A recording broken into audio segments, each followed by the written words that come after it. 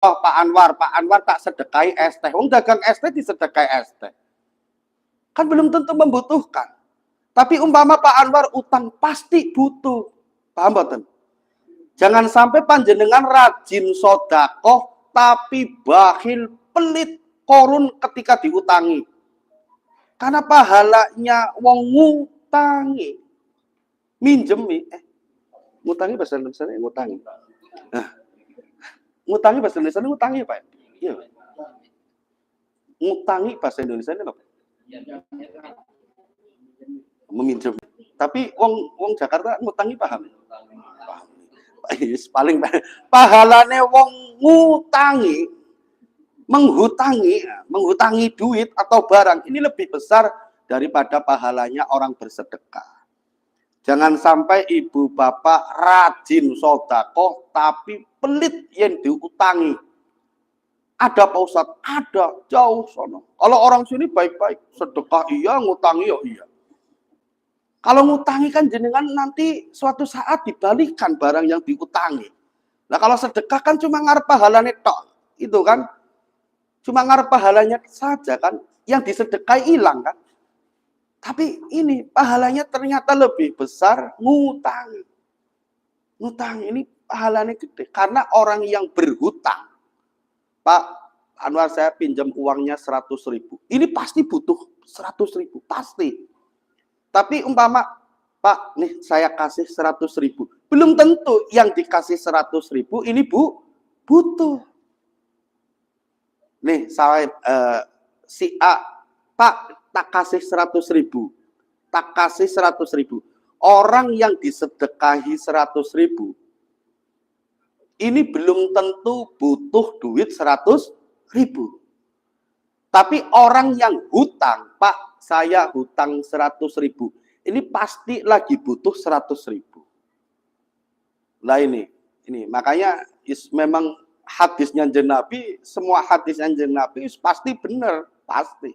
Makanya pahalanya orang yang ngutangi, menghutangi, ini lebih besar daripada pahalanya orang yang sedekah.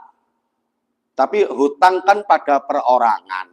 Nggak nang musola ngomong utang, musola tak utangi ojo. Jangan. Ngutang ini ku pahala niku Masya Allah lebih besar. Karena orang yang lagi butuh, orang yang berhutang pasti lagi butuh. Pasti lagi butuh. Wa yu'tamaru dhamaluddin al-mustaqarrati fi dhimmah. Dan diperintahkan Jeung Nabi itu memerintahkan ketika kita menghutangi, ini diperintahkan oleh Jeung Nabi Muhammad sallallahu alaihi wasallam untuk mengingatkan atau untuk nagih hutangnya. Jadi jenengan ketika ngutangi, ketika menghutangi, ini yang menghutangi ini diperintahkan untuk nagih. Ketika orang yang menghutangi tidak nagih, tidak mengingatkan, ini sama halnya orang yang menghutangi menyesatkan orang yang dihutangi. Pak Ustadz, saya nggak enak karena yang utang guru saya, Ustadz saya. Pak Ustadz, saya nggak enak ketika mengingatkan karena yang utang ini adik saya, saudara saya, kakak ipar saya nggak enak. Sampai mengingatkan, ingatkan, tapi kan dengan cara yang halus. Ingatkan, Bu, Pak, kalau sudah ada 100.000 yang dulu sampean pinjam, kalau sudah ada dibalikan. Ini namanya mengingatkan. Ketika jenengan ini tidak mengingatkan, ini sama halnya panjenengan ini menyesatkan orang yang hutang. Karena nanti di yaumul mahsyar pasti ditagih. Pasti ditagih. Akhirnya yang hutang lupa. Akhirnya yang hutang pura-pura lupa. Nah ini penyakitnya kan di sini. Biasanya yang ngutangi ini yang lupa. Yang menghutang ini biasanya yang tidak lupa. Hati-hati. Jadi diperintahkan ketika kita menghutangi, ini diperintahkan kita untuk mengingatkan atau nagih. Biasanya ini yang bisnis kontrakan kos-kosan. Orang yang pengalaman wong kula berapa tahun saya ngontrak. Tanggal 1, umpama tanggal 1 wis waktune bayar. Yang punya kontrakan cukup WhatsApp, "Assalamualaikum." Ngene wis langsung, oh iya tagihan. Ini biasanya kan memang semacam itu, memang pengalaman saya begitu. Mohon maaf Pak, saya belum bisa bayar, nanti sekalian bulan depan. Oke, apa-apa. Ini biasanya kalau bertumpuk, 2 bulan nggak bayar, 3 bulan nggak, 4 bulan, kabur biasanya. Lah ini pengalaman orang, tapi saya yang nggak pernah, alhamdulillah, orang pernah kabur, tapi ditagih mas sering. Kalau ditagih jujur saja sering. Ngontrak memang berarti kan ditagih. Lah ini kalau sampean akhirnya udah nggak apa-apa, 2 bulan nggak bayar, udah nggak apa-apa. Ini kadang malah menyesatkan. Sing ngontrak, sing ngekos karena memang sudah bertumpuk-tumpuk, mendingan kabur. Nah ini kan namanya menyesatkan. Bikin peluang orang untuk berbuat dosa. Namanya menyesatkan. Artinya ketika panjenengan ini ngutangi, ini diingatkan. Sudahlah Pak Ustadz, karena ini saudara saya, karena ini guru saya, utangnya mereka saya ikhlaskan. Oh, tidak bisa. Karena di sini diterangkan wa yustaratul istihala qardu bi aqdi muddain. Disyaratkan ketika kita mengikhlaskan hutang mereka ke kita, ini syaratnya adanya akad, adanya omongan, ngomong langsung. Pak, Bu, yang sampean pinjam ke saya 100.000, saya ikhlaskan, saya anggap lunas. Ini disyaratkan begitu. Bukan cuma ibu, karena dengan adik saya, dengan kakak saya, biarin dah, sudah saya ikhlaskan. Iya, jenengannya ikhlas. Tapi mereka tetap nanti di yaumul mahsyar tetap ditagih oleh Allah Subhanahu wa Ta'ala. Nggak bisa. Jenengan mengikhlaskan tapi nggak ngomong dengan orang yang hutang, oh nggak bisa. Tetap syaratnya ketika panjenengan mengikhlaskan duit yang diutangi, tetap harus ngomong ke orang yang utang. Bukan cuma saya ikhlaskan, oh nggak bisa. Iya sampean. Ini ketika barang dibalikan namanya ghosab. Ketika utang walaupun panjenengan mengikhlaskan, tapi karena tidak ngomong dengan orang yang hutang, indallah, menurut Allah tetap dia masih utang. Tetap kan jenengan berarti menyesatkan juga dengan orang yang utang kan. Ngomong, duit yang Bapak pinjam 100.000, saya anggap lunas. Saya ikhlaskan. Ngomong ke orang yang utang, oh ini baru sah. Ketika nggak ngomong cuma duit yang saya utangkan 100.000 saya ikhlaskan, nggak bisa. Tetap mereka yang hutang tetap ditagih oleh Allah Subhanahu wa Ta'ala. Syaratnya semacam itu. Ini bedanya orang yang mempunyai ilmu dengan orang yang nggak punya ilmu. Panjenengan ngaji tetap harus ada bedanya dengan orang yang tidak ngaji. Kadang kan ada orang yang ben kelihatannya keren, utang mereka sudah saya ikhlaskan, dasar haho, namanya menyesatkan. Nggak ngomong, saya sudah ngomong ke orang yang hutang saya ikhlaskan, ngerti, berarti dia ngerti hukum. Biarin dah, nggak apa-apa, sudah saya ikhlaskan, biar dikira hebat, keren. Bukan, justru itu sebenarnya menyesatkan. Karena pasti orang yang hutang ini akan ditagih di yaumul mahsyar nanti. Ketika mau mengikhlaskan, panjenengan ngomong dengan orang yang hutang. Itu baru nanti dianggap lunas. Untuk panjenengan dan juga menurut Allah Subhanahu wa Ta'ala. Kalau ghosab pun semacam itu. Ghosab, yang dinamakan ghosab itu apa? Ghosab adalah memakai barang atau menikmati barang orang lain tanpa sepengetahuan pemilik barang. Contoh, sendal di musola. Contohnya sendal di musola. Terus sampean pakai sendal saya untuk beli kopi. Setelah beli kopi, sendalnya dibalikan. Meskipun saya ketika tahu itu sendal saya dipakai, saya ikhlas. Tapi orang yang memakai sendal saya tidak ngomong, ini namanya ghosab. Meskipun sendalnya ini tidak rusak, ini namanya ghosab. Hukumnya haram ghosab.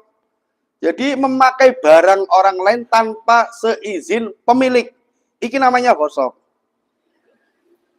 Kadang mas kawin yang bikin ribet itu mas kawin berupa alat sholat, perangkat alat sholat. Nah kalau suami kan nggak mungkin pakai sajadah. Ya kadang ada sajadah, nggak mungkin pakai mekena. Kadang ada sajadahnya. Ini kan harus akad lagi. Selama kita rumah tangga, sajadah saya dipakai panjenengan, nggak apa-apa. Karena mas kawin ini suami nggak boleh nikmati. Kalau nikmati harus hutang, harus dikembalikan. Mas kawin yang disunahkan jeng Nabi, yo emas, emas. Sampai ngerti mas, bukan mas Anwar, yo emas, cincin apa gelang. Mas kawin wong saiki modelnya kan 1.199,9 ribet iki. Ribet iki dewe. Udah mas kawin 1 gram emas, 1 gram cincin, beres. Dan itu sunnah. Mas kawin seperangkat alat sholat, akhirnya sajadahnya tinggok suami. Akhirnya dadak ngomong. Ini kan repot. Karena sajadah tersebut ini mas kawin. Mas kawin suami tidak boleh nikmati. Kalau suami pun nikmati harus ngomong. Contoh untuk modal. Mas kawin ketika untuk modal ini barokahnya luar biasa. Asal utang dan disauri. Kadang kan suami-suami curang sakarepe dhewe. Bu, saya mau jualan, buka lapak baru. Modalnya jual cincin aja, Bu. Ini barokah ini. Barokah. Dan insya Allah dagangannya lo laris. Tapi utang dul. Orang terus untuk dagang, terus bangkrut, terus aku nggak bisa nyauri cincin. Oh, nggak bisa. Mas kawin itu haknya istri. Utang kalau mas kawin. Meskipun dagangannya bangkrut, oh sauri. Resiko suami pinjam. Kalau umpama dagangannya untungnya banyak, terus istrinya tak beliin kalung, gelang, nah itu untung. Utang tetap mas kawin tetap disauri. Iki mas kawin. Mas kawin, intinya mas kawin, mahar ini suami tidak boleh nikmati. Makanya paling penak selamat. Mas kawin kue emas. Iku selamat. Jelas. Kadang repot 3 dewi kadang wong saiki. Emas meskipun 1 gram, 2 gram, sama omongi. Yang punya anak, yang punya nanti ia nikah, ya mas kawinnya sing sunah memang emas. Emas. Mas kawin berupa berbentuk alat sholat. Kadang sholatnya gurkari sholat Jumat kok. Mana mas kawin repot ngono. Udah emas 1 gram maupun setengah gram emas. Yang sekiranya supaya suami tidak menikmati. Karena memang nggak boleh. Mas kawin dinikmati suami ini nggak boleh. Berbeda niku namanya sesarahan. Sesarah bahasa wong Betawi namanya yang diantar-antar namanya apa? Nah, sesarahan ini nggak masalah. Contoh umpama sampean mantu sesarahannya ada motor beatnya, ada motor parionya. Suami nikmati make nggak apa-apa. Kan itu sesarahan bukan mas kawin. Kadang kan pihak laki-laki ya yang ngasih sesarahan. Itu ada pisang, ada macam-macam, suaminya dibabat kabeh, dintekno kabeh, gawane mertuane maneh, gawe baliwane ora masalah, yen ikhlas. Kalau mas kawin nggak boleh. Kadang kan sesarahan begitu, bawa pisang, bawa macam-macam. Ini saya sedekahkan dari keluarganya si A si B. Sesarahan yang gawane paling 2 kilo, yang ngantor 1 kelurahan. Bangkrut kene tuan rumah. Nggih, niku mas kawin. Mas kawin ketika suami hutang wajib nyawa. Karena nggak boleh. Suami ini nggak boleh menikmati mas kawin. Oke, kembali lagi. Jadi ketika panjenengan mengikhlaskan hutangnya seseorang, ini tetap wajib diomongkan ke orang yang hutang. Wajib diomongkan. Waman alaihi dainun alla yatasaddaqu hatta yu'addi ma alaihi. Apabila seseorang mempunyai hutang dan sudah jatuh tempo, hutangnya umpama tanggal 1 sudah harus dibayar. Sudah harus dibayar. Yahrumu alla yatasaddaqu. Maka orang tersebut ketika sedekah ini hukumnya haram. Apabila orang yang mempunyai hutang dan hutangnya ini sudah jatuh tempo, sudah wajib dibayarkan, maka hukumnya haram ketika orang tersebut sedekah. Contoh, ada orang bayar listrik, bayar kontrakan, cicilan motor, umpama. Cicilan motor tanggal 5 jatuh temponya. Bayar kontrakan jatuh temponya tanggal 5. Bayar kontrakannya tidak dibayar, malah dia sedekah. Paham betul? Nah ini sedekahnya bukan malah mendapatkan pahala, malah hukumnya haram, dul. Sedekah niku sunnah. Bayar cicilan, bayar hutang itu hukumnya wajib. Utangnya oke men sedekah lancar banget. Iki wong sing ora duwe ilmu. Berbeda ketika jenengan hutang. Hutang umpama jatuh temponya tanggal 5, tanggal 4, tanggal 3, tanggal 2 jenengan sedekah nggak masalah. Karena kan belum jatuh tempo.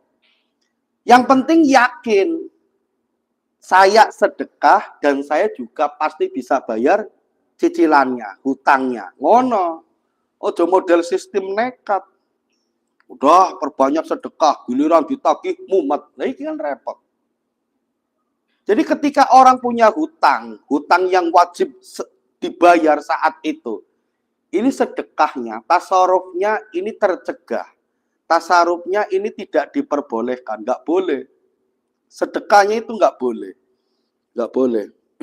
Wa yahrumu shadaqatihi bima yahtaju alaihi man talzamahu nafaqatihi. Dan haram hukumnya sedekah dengan barang-barang atau harta yang masih dibutuhkan orang yang wajib dinafkahi. Berarti orang yang wajib dinafkahi istri, anak. Istri, anak masih butuh barang itu. Tapi suami malah disedekahkan ke orang lain. Iki haram hukumnya, nggak oleh. Istri, anak belum makan. Sampan punya beras. Istrinya belum makan. Anaknya belum makan.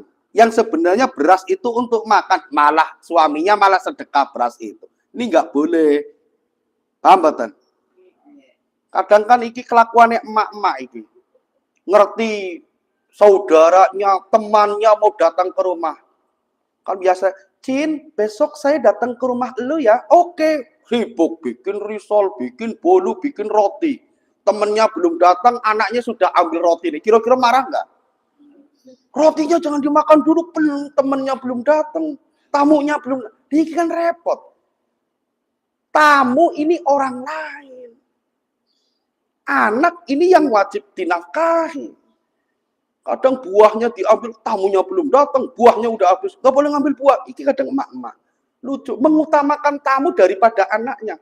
Iki sing hau-hau. Memang begitu emak-emak jiwane. Mana mending nggak usah turu. Udah kalau ada tau uang mendingan beli. Repot.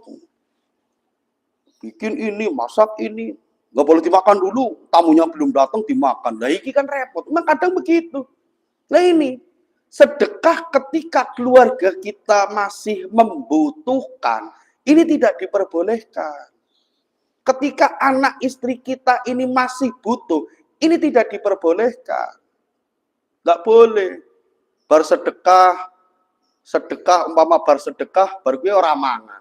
Malah utang, ini kan repot. Kan repot. Ataupun haji, sedekah, apalagi perkara wajib. Haji, rumah lagi ditempati. Yes, punyanya cuma rumah itu toh. Punyanya cuma rumah itu toh. Pengen haji, tetangganya saudara udah pada haji. Rumahnya dijual untuk haji. Setelah haji, dia numpang ke anaknya. Ini haji cap opo. Itu kan berarti kan belum mampu dia kan. Haji kan fa'ilam yastati. Ketika dia mampu. Ketika nggak mampu, ya jangan haji. Belum mampu. Oh, setelah haji malah numpang ke anaknya. Ini kan lucu. Ini kan lucu. Lucu. Ada sekarang model travel umroh, travel haji. Ini bayarnya sistem cicilan. Yang penting berangkat umroh dulu. Setelah berangkat boleh dicicil. Ini juga lucu sekali. Ini kan triknya wong dagang, wong bisnis. Ada kan Pak ya sekarang. Yang penting berangkat umroh dulu. Nanti cicilannya setelah berangkat gak apa-apa. Iki kan repot iki. Loh sampai itu belum disunahkan, belum diwajibkan. Kan kalau ada, jenengan gajinya berapa ratus juta pun kalau memang untuk kebutuhan anak istri ini pas, bahkan kurang, ya gak usah nabung. Apa? Haji kan jika berlebihan hartanya, penghasilan 10 juta, kita sisihkan 2 juta dulu untuk haji, nabung. Akhirnya dia punya prinsip, cukup nggak cukup 1 bulan 8 juta. Karena yang 2 juta sudah diambil dulu untuk tabungan haji. Ini nggak semacam itu. Orang nabung untuk haji ini tidak wajib, bahkan tidak boleh. Berbeda ketika jenengan gajian, punya penghasilan. 1 bulannya penghasilannya 10 juta. Sudah buat makan ini, itu, terus gajian lagi, duitnya lebih bulan kemarin. Ini namanya duit lebihan bulan kemarin. Ini ditabungkan untuk haji dan lain sebagainya, nggak masalah. Karena ada, dia rela, nggak rela. Ayo Pak, kadang anaknya minta jalan. Ayo Pak, jalan-jalan. Ojo, mau ditabung buat emak sama bapak haji. Kita apa? Santai saja. Kalau memang panjenengan, yang penting kan sudah ikhtiar tak niat, ya Allah, moga-moga rezeki saya barokah. Ternyata dalam 1 bulan ini ada lebihan harta, jenengan tabungkan. Lebihnya itu, yang namanya lebih itu di belakang, bukan di depan. Kalau di depan ini namanya potongan, oleh gaji, potong. Berarti motongnya itu di depan, 2 juta untuk haji. Berarti kan akhirnya prinsipnya cukup, nggak cukup, harus cukup. Akhirnya kan begitu. Ini nggak disyariatkan begitu. Berbeda memang 1 bulan, sampai gajian lagi ada lebihannya. Ini panjenengan tabung. Sudah banyak untuk haji. Jadi ada model travel yang model pokoknya berangkat umroh dulu, bayar belakangan. Ini yang punya travel juga belum tentu sholat orang-orang. Ya karena memang teman saya jujur saja banyak yang punya travel. Ya wongnya yo ngomong haji nih kono ya turu tok ning hotel ya orang ngelakoni banyak. Memang tukang travel yang punya travel pasti alim. Oh, wong bisnis. Ya kayak wong dagang sajadah, dagang sarung, dagang kopiah, apa pasti wong Islam. Banyak wong Kristen ya oke, dagang sarung, dagang peci, dagang kopiah, dagang Quran, banyak. Travel itu bisnis. Berangkat umroh dulu, bayar belakangan. Jangan. Kadang jenengan ya Allah melakukan perkara-perkara sunnah, ternyata panjenengan orang tuanya masih punya hutang, anaknya, cucunya masih punya hutang, sakit gak bisa diobati karena memang gak ada duitnya. Mak bapaknya sedekahnya lancar, lucu. Sedekah ke masjid, sedekah ke musola, tetapi anak cucunya itu sebenarnya masih butuh, bahkan kurang. Ini kan lucu.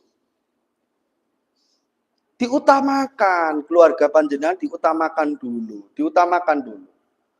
Jadi hukumnya tidak boleh ketika kita bersedekah dengan harta atau barang yang masih dibutuhkan oleh keluarga kita. Artinya Islam ini enak sekali, nggak berat. Sedekah niku perkara sunnah, sedekah niku bukan wajib. Jenengan nggak sedekah juga nggak dosa. Tapi memberikan nafkah ini wajib. Ngono. Utamakan kewajiban terlebih dahulu daripada perkara sunnah. Wa yahrumu qardul malil jamaah li'annahu la yardul jamaah. Hukumnya haram menghutangi duit jamaah, duit perkumpulan. Iki hati-hati, jenengan sing bendahara PKK, bendahara RW, bendahara apapun. Duitnya orang lain, jamaah, ini hukumnya tidak diperbolehkan untuk diutangi. Berbeda panjenengan gini, berbeda ngeten. Contoh sampean jadi bendahara RT, umpama kas RT dipegang sampean, ada 100.000. Nah, ibu punya duit 100.000 di ATM. Ada orang utang, Bu, saya utang 100.000. Akhirnya yang dikasih yang di tangan kas RT. Tapi kan ini kan di ATM jenengan kan ada 100.000. Nah ini nggak masalah. Paham betul maksudnya? Lah yang repot jenengan punya 100.000 ini duit kas, ada orang utang dikasih. Karena bukan hak sampean. Ini punya jamaah, kalaupun punya utang ya harus diumumkan jamaah. Saudara-saudara, Pak Anwar utang duit 100.000, duit jamaah. Terus jamaah, oke, tidak apa-apa. Mau enggak kayak gitu? Kan enggak. Ini kadang repot dipakai dewe kadang. Atau diutangi saudara-saudaranya. Ini nggak boleh bro, nggak boleh. Oke. Hukumnya niku nggak boleh ngutangi duitnya wong. Sudah. Lah jamaah itu kan wong kan bukan duit sampean kan. Ini nggak boleh. Duitnya wong malah diutang-utang. Nggak boleh. Kalaupun mau ngutangi ya duit pribadinya. Iki harus tahu hukumnya. Pahalanya kan besar Pak Ustadz ngutangi. Yen duite dewe. Duit jamaah diutang-utang ke. Iya ceritanya. Ora oleh. Kecuali panjenengan yaitu mau nomboki maksud yaitu punya duit di ATM tapi belum diambil, ya udah ini ada duit ini sampean pakai nanti diganti sama duit saya yang di ATM, itu nggak apa-apa karena hakikatnya ya sampean pribadi yang ngutangi. Man mata wa alaihi daini la yajibu bi qada'i li ahli, barang siapa yang meninggal dunia terus mempunyai hutang la yajibu bi qada'i daini la yajibu bi qada'i li ahli, maka ahli warisnya tidak diwajibkan untuk nyauri utangnya si mayit. Jadi ketika mayit mati, yang namanya mayit ya pasti mati. Ketika ada orang meninggal mempunyai hutang, maka ahli warisnya tidak wajib untuk membayarkan hutangnya si mayit. Lah hutangnya si mayit ini diambil dari mana? Dari anaknya, bukan dari tirkahnya, dari harta tinggalannya si mayit. Contoh, ada orang meninggal dunia. Meninggal itu nggak punya tinggalan apa-apa. Umah ya orang duwe. Motor-motor orang duwe. Jam tangan orang duwe. Ya memang nggak punya apa-apa. Punya utang 2 juta. Anaknya wajib nyauri? Enggak. Anaknya kaya Pak Ustaz, enggak wajib nyauri. Kaya anaknya, enggak wajib. Cuma kan anaknya si Raja Tega. Tapi enggak dosa anaknya. Kalaupun anak nyauri hutangnya orang tua yang sudah meninggal dunia, ini status anaknya sedekah ke orang tuanya. Paham betul? Jadi umpama ada sampean ngutangi wongnya udah meninggal dunia, terus sampean naginya ke anaknya. Ini yang ditagih barangkali si mayit punya harta tinggalan. Maka anak ini nyauri dengan memakai harta tinggalannya si mayit. Kalau anaknya jawab, enggak, saya enggak. Bapak meninggal memang enggak punya apa-apa. Bapak juga meninggalnya di rumah saya, memang enggak punya tinggalan apa-apa. Oh sama anaknya wajib nyaur. Kata siapa? Enggak wajib nyaur. Ini secara hukum semacam itu, enggak dosa. Tapi ya masa diterapkan, masa sampean tega. Orang tua panjenengan masih punya hutang, terus sampean punya duit nggak nyauri, masa tega. Tapi walaupun secara hukum nggak dosa, tapi kan ya kayaknya ya tega kan. Walaupun secara hukum ini nggak dosa, secara hukum nggak dosa. Secara hukum ini nggak dosa. Wa yahrumu sadaqatil mali mayyit idza milkul qardi wa uhibbu li ahlihi fi sadaqatil mayyit. Dan juga haram hukumnya sedekahnya si mayit ketika mayit tersebut mempunyai hutang. Oleh mayit duwe hutang malah nganggo bikin berkat, bikin macam-macam, nggak boleh. Kalaupun mau bikin berkat buat jajan tahlilan, ini dari harta anaknya, bukan dari harta tinggalannya. Bukan tahlilannya yang salah, jamuannya. Mayit duwe utang wis bayar fidyah, waris dibagi, kan repot. Utangnya dulu, Bro. Utangnya dulu. Utangnya disauri dulu. Jadi sedekahnya si mayit, ketika mayit tersebut masih punya hutang, ini tidak diperbolehkan. Tidak diperbolehkan. Utangnya disauri dulu, baru nanti warisnya dibagi. Jangan sampai mayit gak punya apa-apa, meninggal gak punya apa-apa, kadang malah punya utang. Dilawani utang-utang lagi. Untuk ngamplopi ustadznya, untuk bikin berkat, untuk bayar fidyah. Tapi dari hutang, ini kan lucu. Kadang dipaksakan ini yang begitu. Kan bolak-balik sudah dianjurkan panjenengan ketika memang nggak punya apa-apa, terus meninggal dunia kepengen ditahlili, ngomong pada pengurus musola, ngomong pada pengurus masjid, Pak, saya orang tua saya meninggal, tapi saya nggak punya apa, ditahlili di musola ya, dengan senang hati. Setelah maghrib tahlili, beres. Nggak ada jajannya, yo nanti yang nggak mau ikut tahlil ngomatinya sing gotong semut, mana penak. Oh, jojo dipaksakan. Akhirnya orang kan mencibir kita. Mencibir. tahlilan cuma 3 hari. Ya itu rata-rata kepengin benarnya mereka. Tahlilan sampai 7 hari. Ada 40 dan lain sebagainya. Kepengin. Pak, tahlilan cuma 3 hari. Rata-rata itu faktor itu. Faktor jajan dan faktor berkat.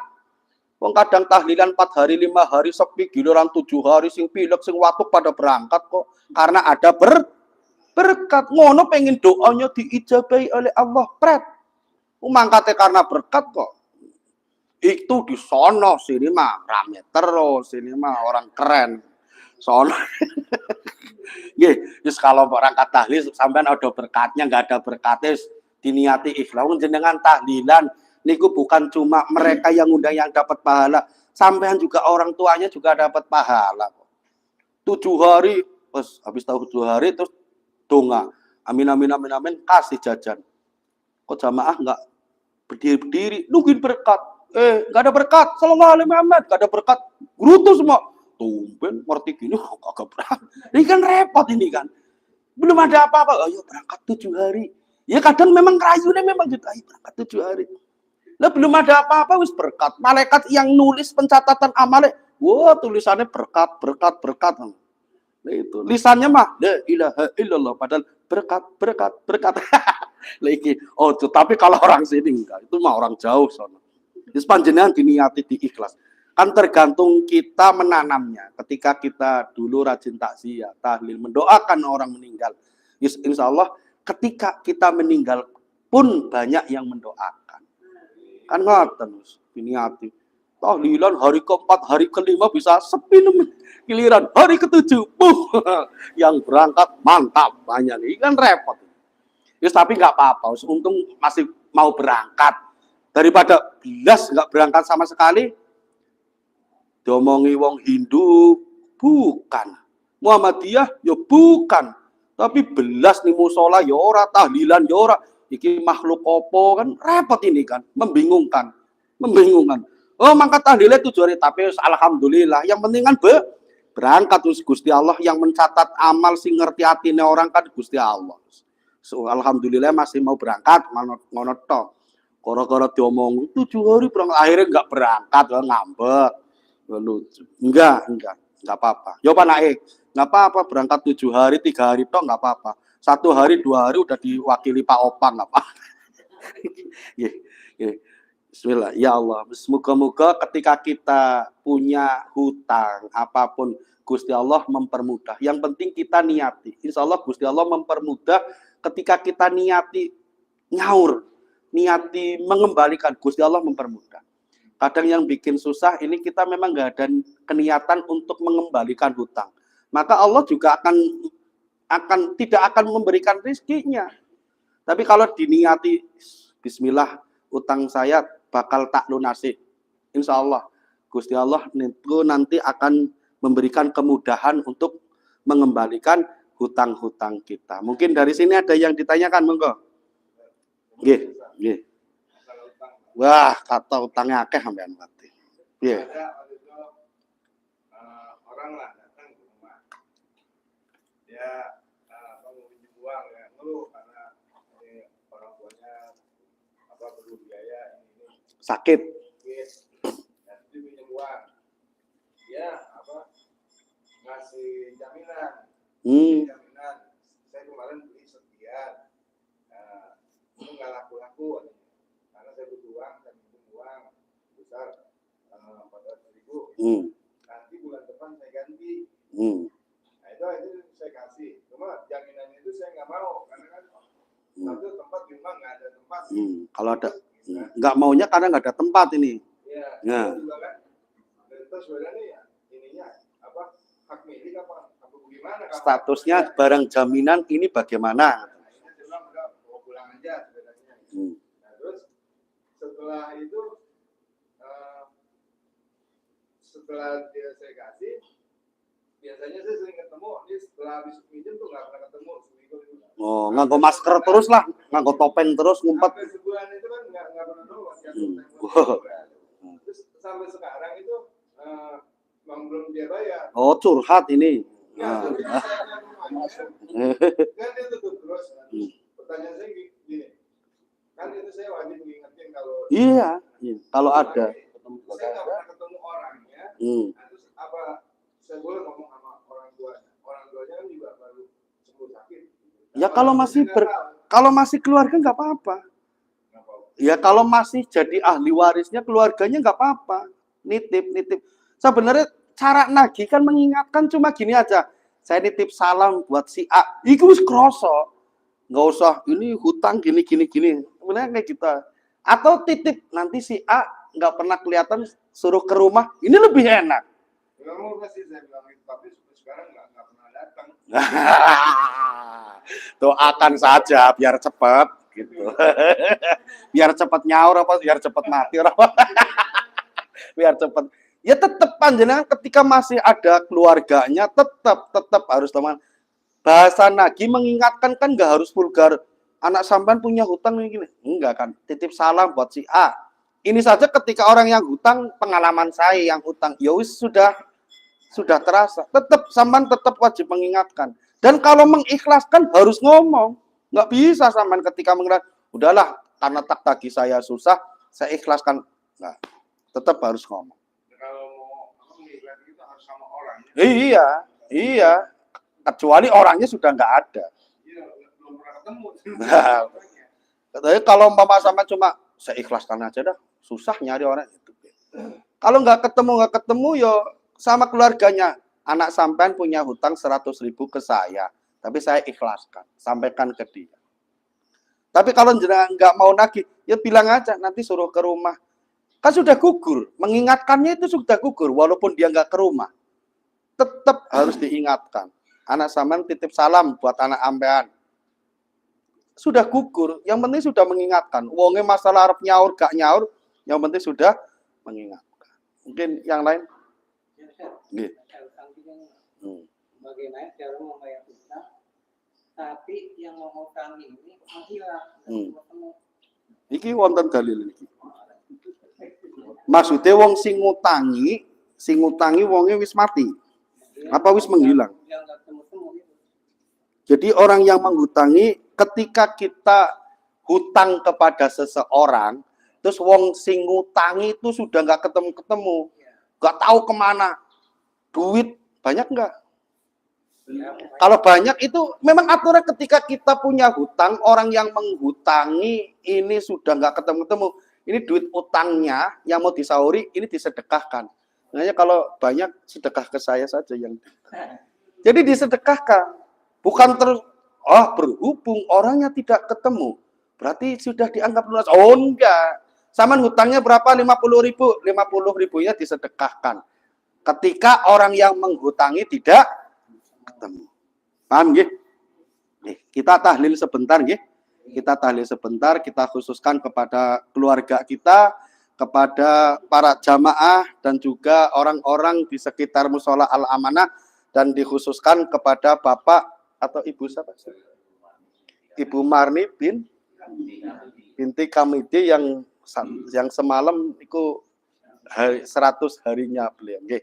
Kita niati kanthi ikhlas, diniati ikhlas, orang tua kita, keluarga kita, dan juga untuk para jamaah Mushola Al-Amanah, wabil khusus muassis atau pendiri atau juga orang yang wakaf di Mushola Al-Amanah, supaya Allah angkat derajatnya, Allah hilangkan dan juga Allah hapus semua dosa dan kesalahannya, dan semoga Allah menempatkan di surganya Allah Subhanahu wa Ta'ala.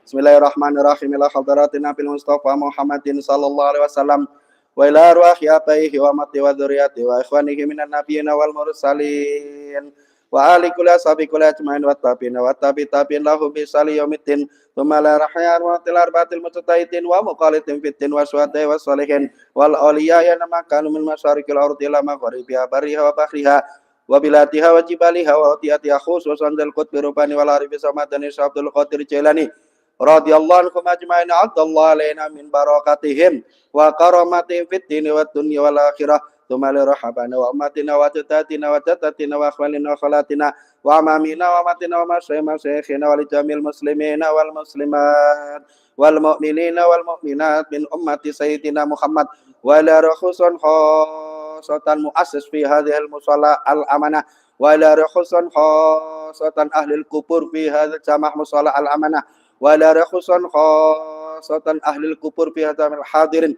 إلهي أنت مقصودي ورضاك مطلوبي شاول الله تعالى لهم الفاتحة أعوذ بالله من الشيطان الرجيم بسم الله الرحمن الرحيم الحمد لله رب العالمين الرحمن الرحيم إياك نعبد وإياك نستعين اهدنا الصراط المستقيم صراط الذين أنعمت عليهم غير المغضوب عليهم ولا الضالين آمين لا إله إلا الله والله أكبر بسم الله الرحمن الرحيم قل هو الله أحد الله الصمد لم يلد ولم يولد ولم يكن له كفوا أحد بسم الله الرحمن الرحيم قل هو الله أحد الله الصمد لم يلد ولم يولد ولم يكن له كفوا أحد بسم الله الرحمن الرحيم قل هو الله أحد ولم يكن له كفوا أحد لا إله إلا الله والله أكبر بسم الله الرحمن الرحيم قل أعوذ برب الفلق من شر ما خلق ومن شر غاسق إذا وقب ومن شر النفاثات في العقد ومن شر حاسد إذا حسد لا إله إلا الله والله أكبر بسم الله الرحمن الرحيم قل أعوذ برب الناس ملك الناس إله الناس واسل الناس الذي يوسوس في صدور الناس من الجنة والناس لا إله إلا الله والله أكبر بسم الله الرحمن الرحيم الحمد لله رب العالمين الرحمن الرحيم إياك نعبد وإياك نستعين اهدنا الصراط المستقيم صراط الذين أنعمت عليهم غير المغضوب عليهم ولا الضالين آمين بسم الله الرحمن الرحيم ألف لام ميم ذلك الكتاب لا ريب فيه هدى للمتقين الذين يؤمنون بالغيب ويقيمون الصلاة ومما رزق والذين يؤمنون بما أنزل إليك وما أنزل من قبلك وبالآخرة هم يوقنون أولئك على هدى من ربهم وأولئك هم وإلهكم إله واحد لا إله إلا هو الله لا إله إلا هو الحي القيوم لا تأخذه سنة ولا نوم له ما في السماوات وما في الأرض من ذا الذي يشفع عنده إلا بإذنه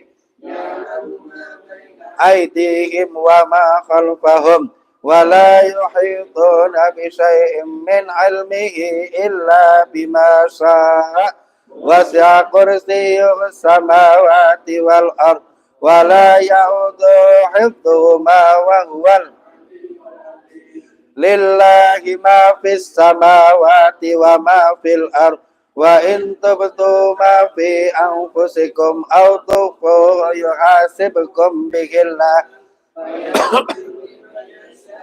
ويعذب من يشاء والله على كل شيء قدير آمن الرسول بما أنزل إليه من ربه والمؤمنون كل آمن بالله وملائكته وكتبه ورسله لا نفرق بين أحد من رسله وقالوا سمعنا وأطعنا غفرانك ربنا وإليك يكلف الله نفسا إلا وسعها لها ما كسبت وعليها ما اكتسبت Rabbana la tu'akhidna in nasina aw akhtana.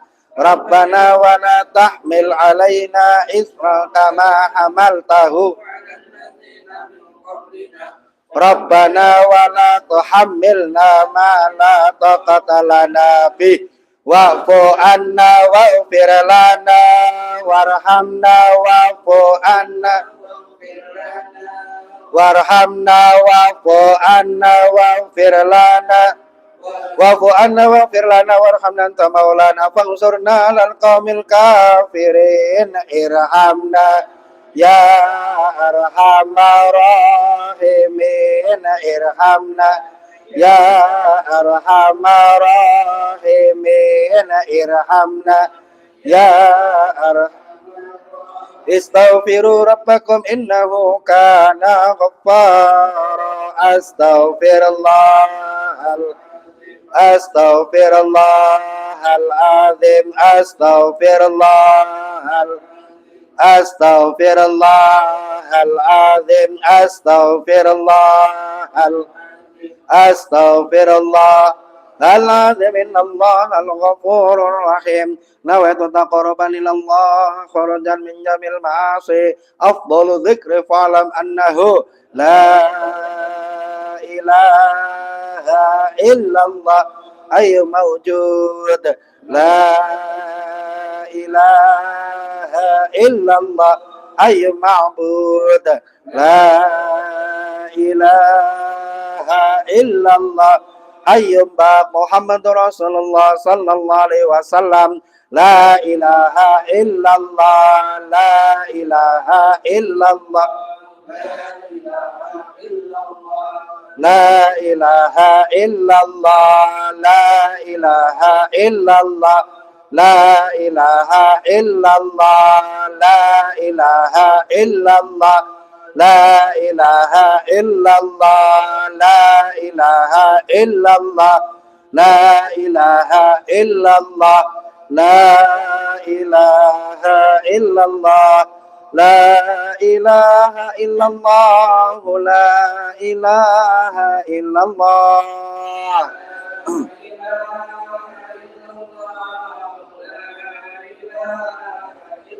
La ilaha illallah, la ilaha illallah.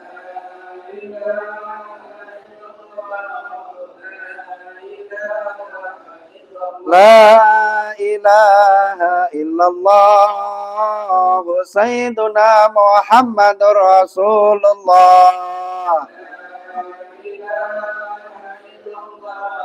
Sayyiduna Muhammadur Rasulullah. Allahumma salli ala Sayyidina Muhammad. Allahumma salli alaihi wa sallim.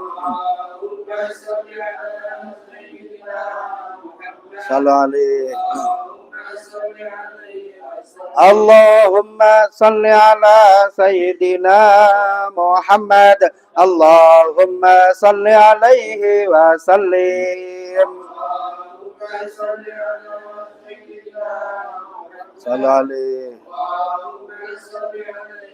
Allahumma salli ala Sayyidina Muhammad. Ya Rabbi salli alaihi wa barik wa sallim.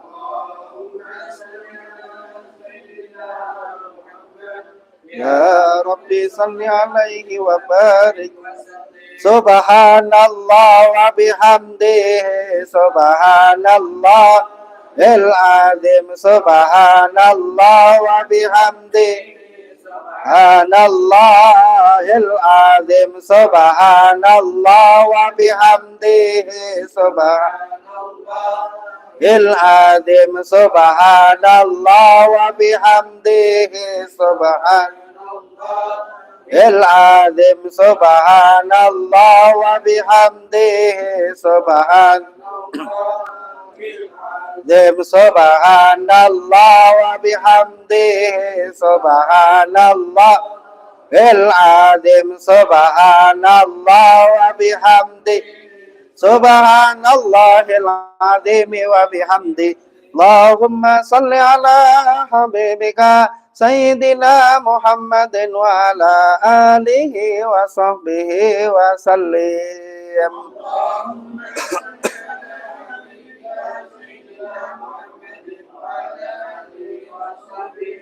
Allahumma salli ala habibika Sayyidina Muhammadin wa ala alihi wa sahbihi wa sallim.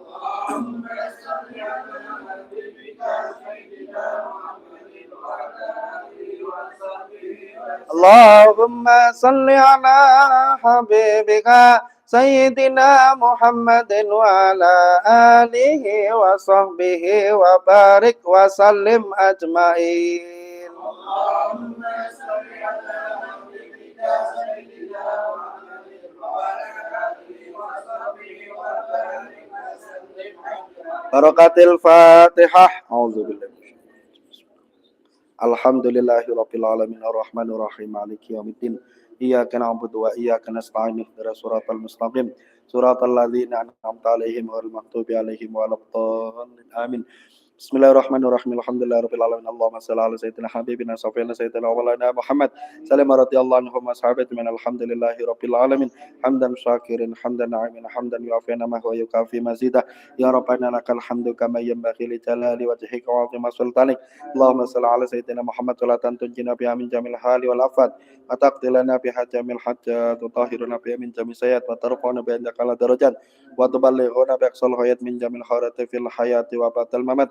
Allahumma usil wa taqabbal thawaba ma qara'na min suratil Fatihah wa suratil Ikhlas wa suratil Mu'awwidzatin wa ghairi dzalik wa ma astaghfarnahu min qawli astaghfirullahal azim wa ma halalnahu min qawlina la ilaha illallah Muhammadur Rasulullah sallallahu alaihi wasallam hadarat sayyidina Muhammadin sallallahu alaihi wasallam wa hadarat abaihi wa mati wa dzurriyyatihi wa ikhwanihi minan nabiyyin wal mursalin wa ali kulli sabi kulli ajmain wa tabi'in wa tabi'in lahum misari yaumiddin wa rahmatil arbaatil mujtahidin wa muqallidin fitin wa syuhada'i wa sholihin wal awliya in makan syarikil ardi ila maghribiha bariha wa bahriha wa biladiha wa jibaliha wa utiyatiha khususan jal qadir bani wal arif sarmatin syabdul qadir jilani radhiyallahu anhu majma'in adallahu alaina min barakati wa karamatin fid dini wad dunya wal akhirah thumma la rahabana wa matina wa tatatina wa tatatin wa akhalin wa khalatina wa amamin wa amatina wa masyayikhina wal jamil muslimina wal muslimat wal mu'minina wal mu'minat min ummati sayyidina Muhammad wa la ruhusan khasatan ahli al-kubur fi hadal jama' musalla al-amanah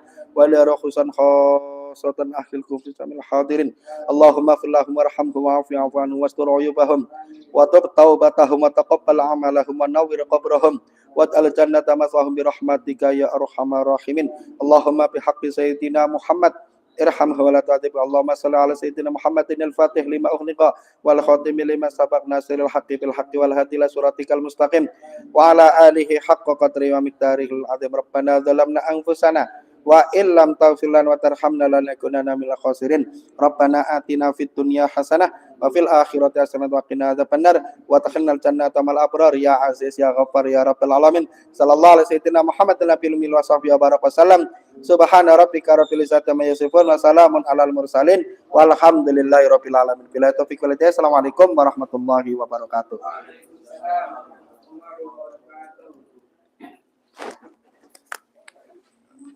Nih, sajadahnya paling